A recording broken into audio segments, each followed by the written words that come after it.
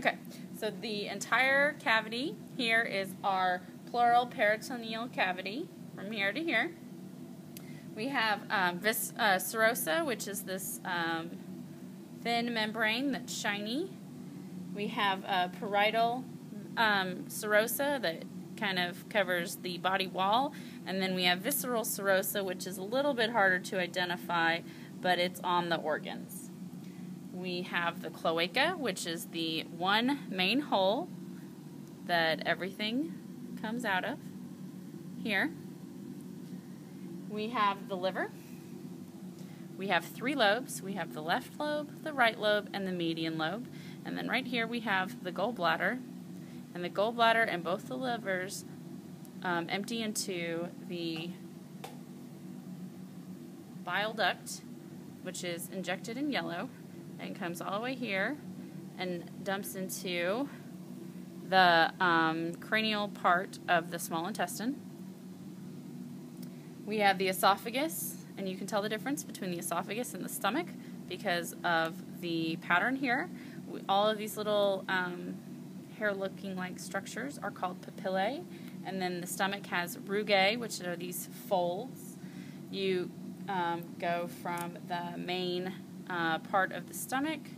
We have a twist and turn here till you get to the thickest part, which is the pylorus, which is where the stomach turns into the small intestine, or the intestine. So the first part of the intestine is the duodenum, and then it goes into a spiral intestines, and these are all the valves that are part of the spiral intestine. And then we have the spleen over here, which is mostly yellow and a little bit multicolored.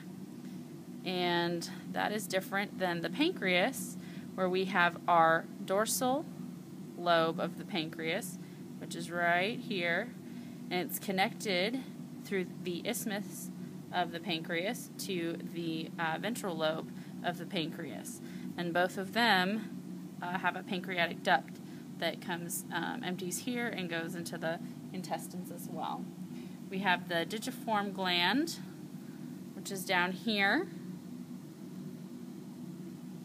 We have the kidneys. We've got a left kidney here and a right kidney here. They look better in other sharks. We have the greater omentum, which is all of this mesentery that holds the organs in, attached to the body wall. All of this is the dorsal mesentery because it attaches all of the organs during development to the dorsal part of the embryo. And the part that goes from the esophagus and the first part of the stomach is the greater omentum, or the mesogastric. And then the part that connects to the first part of the small intestines is the mesentery. And then we have the mesocolon, which is the mesentery that holds the digiform gland to the body wall, right here. And then we have the gastrosplenic ligament, which is what keeps the stomach and the spleen attached. So you can see it here on the back side, and then here on the front side. Basically goes from here all the way through to here. And then the falciform ligament is what attaches the cranial part of the liver to the body wall. And there's not much left, just a little over here. Okay, then we have the gastro-hepatoduodenal ligament. So gastro, stomach, hepato, liver, duodenum is the first part of the small intestines. It encloses the bile duct and all the veins. It starts here at the liver, hence hepato, goes through to the stomach, hence the gastric, and then it ends up in the duodenum, which is that first part of the small intestine. And then we have the hepatogastric ligament, which is actually not on this shark, but if we hadn't cut off the last part of the liver, it would be attached by a ligament right here. It's in someone else's shark. And then we have the hepatoduodenal ligament, which is this part right here. I don't really see how it differentiates between the gastrohepato ligament, so that's a little bit hard to differentiate.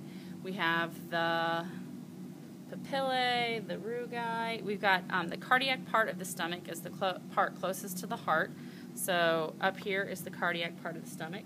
We have the body of the stomach, the gastric body. This is where we found fish being digested in a different one, right through here.